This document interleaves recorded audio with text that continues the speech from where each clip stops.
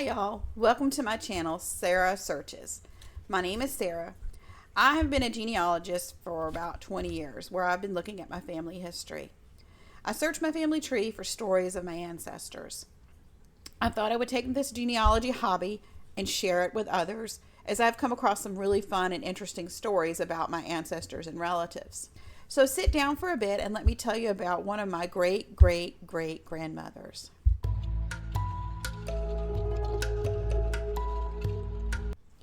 Meet my third great-grandmother, Youarkee Catherine Lowers. Now, this is the only photo that I'm aware of with her in it. The couple on the right is Youarkee and her husband, Levi Marlowe. She was born 17 July 1838. She was the fifth child of Thomas Lowers and Catherine Deem Lowers. There's been some family lore about Youarkee. Some people believe that she was actually adopted and was not the biological child of Thomas and Catherine Lowers. The story is that she was a Native American child from either the Wyandot, Delaware, or even possibly the Shawnee, and that she was found by the Lowers family on Lee Creek in Wood County, Virginia, and that they kept her. Now, I wanted to research what I could about this story. So far, I found no evidence to prove that she's not their child. She's listed in her father's will as receiving $1, and the children were all listed in order, and she was in order on the will, so that didn't help. Now, some people have pointed to her name, Youarky, Ewarky, Youarkee, and I admit it is an extremely unusual name. I suspect that it may have come from Youarkee, which is the name of a character from this novel called The Life and Adventures of Peter Wilkins by Robert Patlock from 1751. This character is a flying woman that Peter Wilkins marries. Now, I do not know for sure that this is the case. However, it could be true. I've seen her name spelled all those different ways, but I think Youarkee is the way most of her descendants spell it. But that name is not a Native American name. It appears that she started going by her middle name, or Kate, a nickname of her middle name, by the 1880 census. Otherwise she has been known as Youarkee. Now, a lot of people point to the photo of her and state that she looks Native American, and they point out features like her nose, her skin tone, and her bone structure. Now, while people do have genetic features that are common to ethnic groups, it's not a very accurate way to determine ethnicity or parentage, so therefore that's not really proof. And others in the family have the assertion that on oral tradition, that's been passed down, that their grandfather, great-grandfather, or whoever has told them.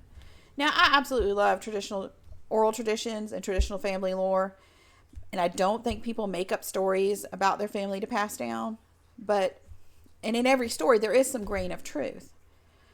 I believe I may have stumbled across the origin of the found on Lee Creek portion of the story. You know when you play the game telephone and you sit in a circle and you whisper a phrase or something to your neighbor's ear, and then they pass it around and around, and by the time it gets back, it is not the same at all. Well, if you think about the game of telephone played over hundreds of people over the course of like 150 years, and each retelling being told like 20 years apart, it can kind of get mixed up. So you have a grandparent that relays the story to a grandchild, then that grandchild may not tell the story again until they are a grandparent themselves. So it can get confused over time, and not by malice or anything like that, but just the failure of human memory. So let me tell you the story that I believe it may have been the source of this family lore regarding Youarkee Catherine Lowers. I found the following story information by searching the court records for Wood County, Virginia at the Family Search website. They have an experimental thing where you can do all text search, and I stumbled across this. On December 11th, 1858, George Lowers had a party at his home on Lee Creek. Now, George is Youarkee's older brother. Now, I don't know what the occasion of this party was, but it was on December 11th, and that was a Saturday. It was a young lady called Mary J. Owens that was from Wheeling, Virginia, and had been in the area of Wood County for about 4 months. She went over to Yoarkee's house to walk over to the party together. It was she and several other young ladies that left the house around dusk, which would have been around 5:36 p.m. that time of year. And we know this because Thomas and Catherine Lowers, her parents, both said this under oath. Everyone enjoyed the party, and Mary J. Owens was seen dancing throughout the night. At around 9 p.m., Mary said she was feeling sick, and she started out walking back towards the Lowers family home. Now, Levi Marlowe, who, by the way, ends up marrying Youarkee later and becomes my third great-grandfather, said that he left about 5 to 10 minutes after Mary J., and he ended up overtaking her on the walk back down the road. Youarkee said she also left after Mary and overtook her around over the road near the bridge over Lee Creek. As she did, Youarkee asked Mary if she wanted her to stay. And at first Mary said no, but then she called Youarkee back and asked her to stay. And she stated that she was about to have a child and would she please stay, that it would soon be over, and for her to help her destroy and hide the baby so no one could see it or find it.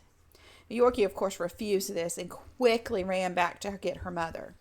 She told her mother that she had left Mary about a half-mile back on the road by the bridge, and what she had said to her. Now, Mrs. Lowers sent Youarkee ahead along with Rebecca Lowers and Nancy McClune. When they got back to near the bridge, they were about 300 yards away, they met up again with Mary. They managed to get Mary back to the house and into bed. She was in bed about 15 minutes when she confessed to them that she had already given birth to a baby girl that she said was born dead, and that she had hid the baby under the bridge. Mr. and Mrs. Lowers then, with their daughters, went back and they located the deceased baby. The next day, December 12th, a jury was summoned along with a coroner, and an inquest was begun. Now, this took place at Thomas Lowers' home. The jury consisted of all men, because remember this was 1858, and they found, in their opinion, based on the evidence gathered, that the baby had died from violence inflicted by its mother's hands, and the mother was Mary J. Owens. Now, I haven't been able to find out what happened to Mary after her conviction. I don't know how old she was. I couldn't really find anything else about her. But I did find in the records that Roman Weiser, which was a neighbor, was paid by the county to transport Mary from Lee Creek to Wood County Jail. Now, we can assume that Mary was unmarried. We don't know the circumstances of the conception of the child. We don't know her mental state. And in some of the records, there was said that she had lived with someone nearby, but I couldn't really place that person, so I really could not trace her. But I can see how this story of finding a baby on Lee Creek could be conflated as the story was told over the years. The Lowers indeed did find a baby on Lee Creek, but it just wasn't Youarkee. Youarkee was with them when the baby was found, and Youarkee was about 20 years old. Now, this does not prove or disprove that she's not their biological child, nor does it have anything to, give us any answers on her Native American descent. However, it does offer an explanation of the lore of the baby found on Lee Creek. I hope you've enjoyed this little story from 1858.